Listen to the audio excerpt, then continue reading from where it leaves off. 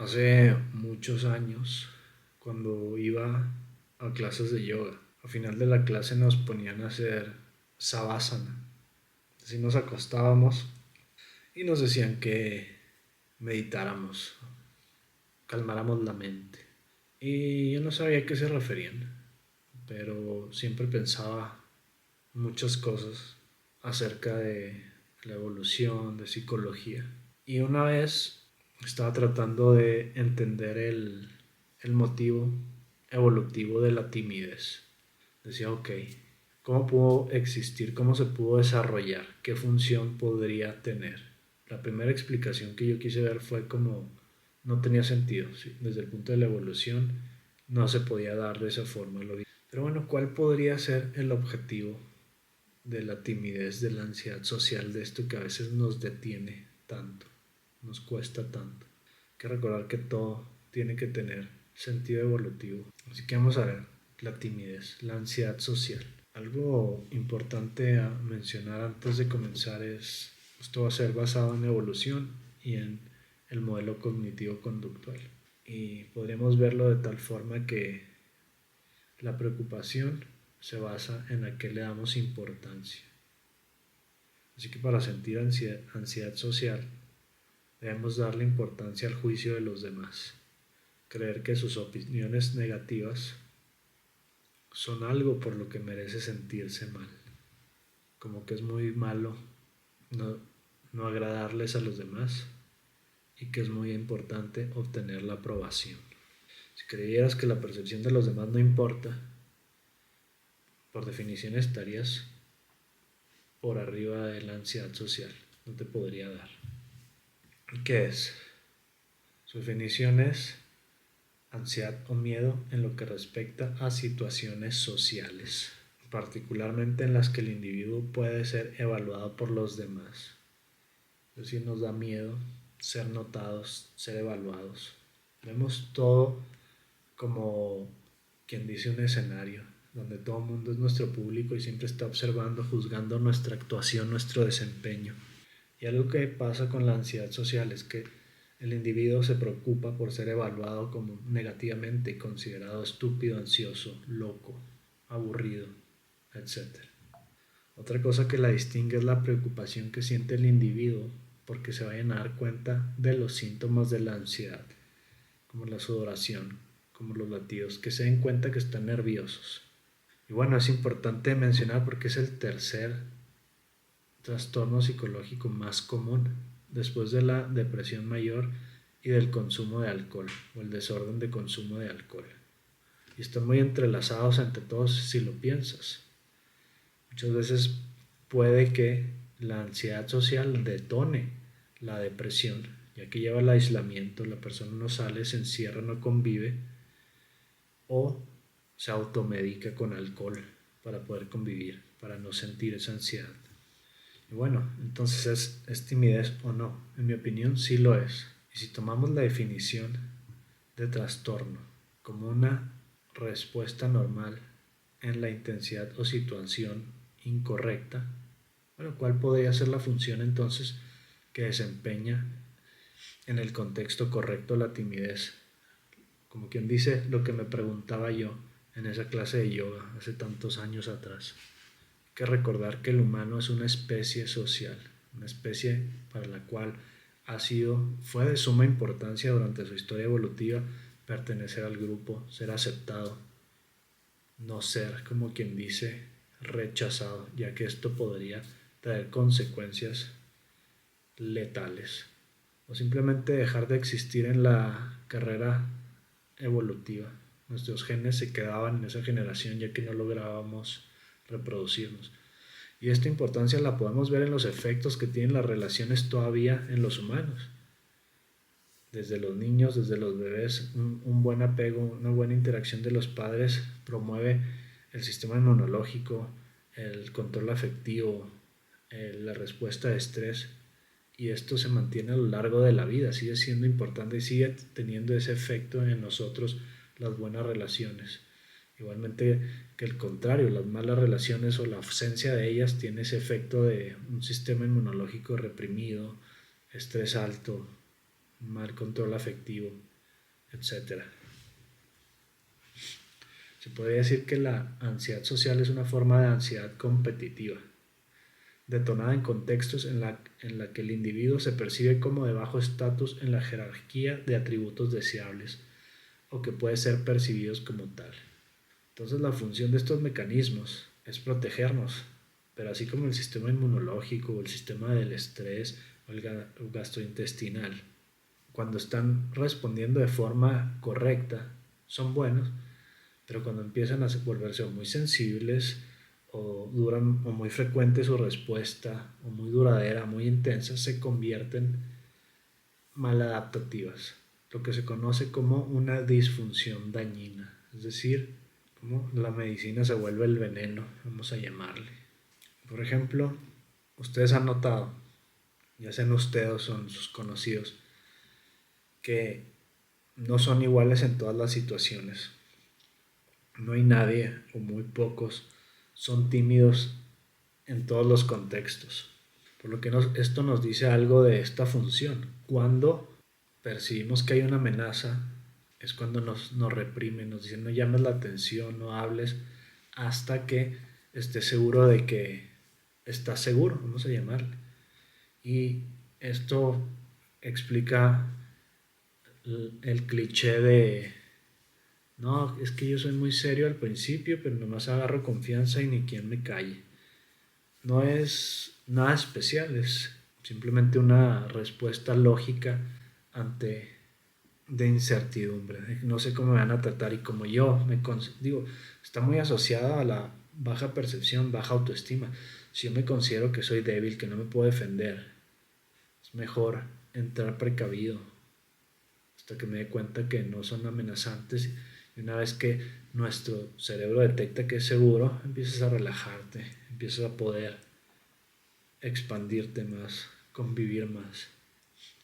Pero el problema es que, volvemos a lo de siempre, ahora vivimos en un ambiente muy diferente al que evolucionamos, en el que esto se puede volver más difícil, ya que todos los días convivimos con extraños. Nosotros evolucionamos en un ambiente donde convivíamos con las mismas personas siempre, por lo que era más fácil adaptarnos. Pero ahora todos los días vemos a personas que podemos considerar amenazas, aunque no lo sean. Y esto depende mucho de cómo nos percibimos a nosotros. Hay personas que siempre se sienten cómodas porque se sienten que los demás no son una amenaza para ellos porque se pueden defender, son fuertes, tienen estatus, etcétera, se consideran. Esto tiene mucho que ver con nuestro ambiente en el que nos desarrollamos. Entonces, no es un secreto que los humanos queremos ser percibidos positivamente y manipulamos a veces nuestra imagen con el objetivo de mejorar los resultados. Esto se conoce como manejo de impresión, es decir, como qué impresión damos, y esto está relacionado a la ansiedad social, porque justamente el deseo de ser atractivo de una u otra forma ha jugado una parte muy importante en nuestra evolución, por lo que esto que sientes es normal, no es raro, como quien dices tu cerebro intentando protegerte, tiene buena intención pero está causando más daño que bienestar. Entonces, ¿qué hacer? ¿Cuál es el problema de esto? Tú me puedes decir. Podemos comenzar por empezar a notar qué has dejado de hacer, qué te ha costado evitar esta ansiedad social, a quién no les has hablado, a qué lugares no has ido o qué has consumido, etcétera. Desde el punto de vista de la terapia de aceptación y compromiso, todos los desórdenes de ansiedad son desórdenes de evitación. Todos intentamos evitar la incomodidad que causa la ansiedad. Lo único que varía es qué lo causa. Y en nuestro punto de vista, el problema no es la ansiedad ni los pensamientos, es lo que hacemos para evitarla y cómo se interpone en lo que es importante para nosotros. Como mencionaba, es el tercer desorden más común y aquí tiene que ver con esa evitación que está relacionada a la depresión y al consumo de alcohol. Algo importante para comenzar también es conocernos a nosotros mismos. Hay que reconocer la diferencia entre introversión y timidez o ansiedad social. porque en esta cultura se valora mucho la extroversión y todos queremos ser extrovertidos, pero si eres introvertido y quieres forzarte, esto va a causar justamente más ansiedad social, más incomodidad, más preocupación. Entonces hay que reconocer nuestras fortalezas y no tratar de ser quien no somos.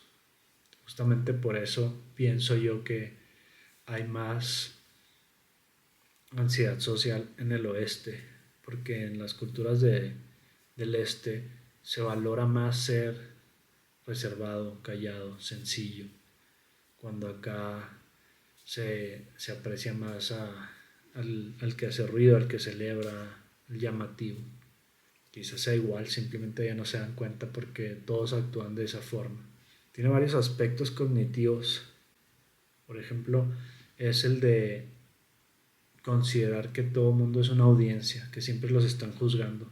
Esto se conoce como el efecto spotlight, que es que pensamos que la gente nos pone más atención, se fija más en nuestros defectos o en lo que hacemos de lo que en realidad se fijan. La mayoría de las personas estamos más preocupados en nosotros que en los demás.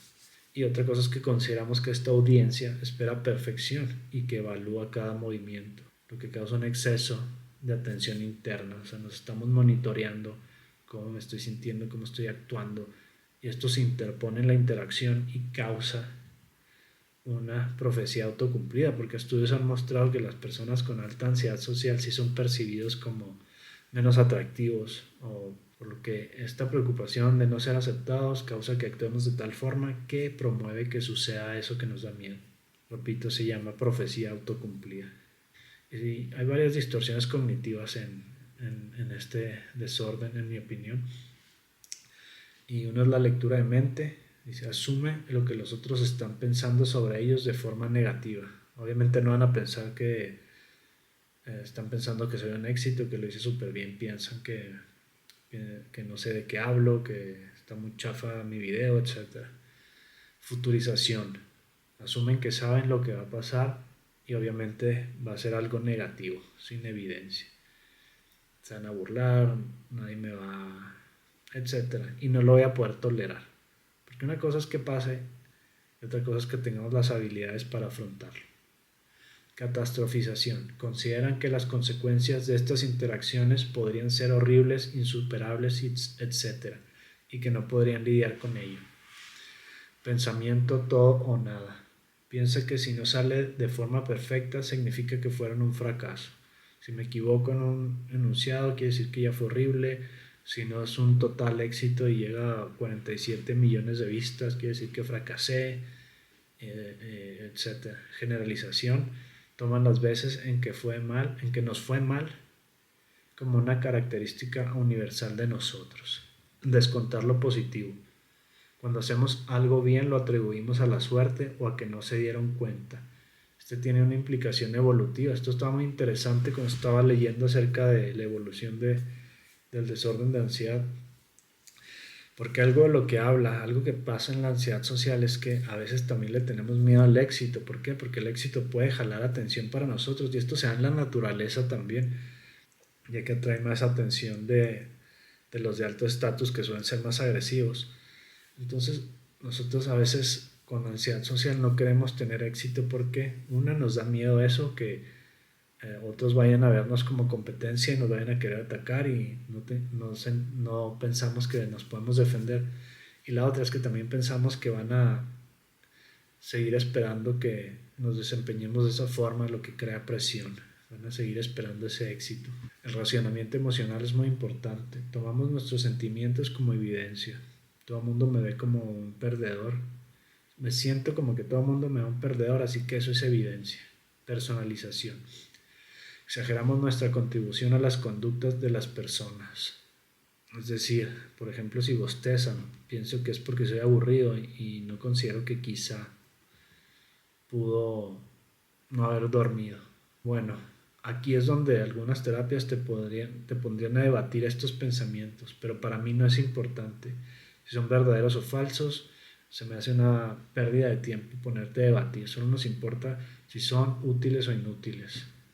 ¿Qué pasa si te dejas guiar por estos pensamientos? ¿Qué pasa con tu conducta? ¿Te acercan o te alejan de lo que quieres ser?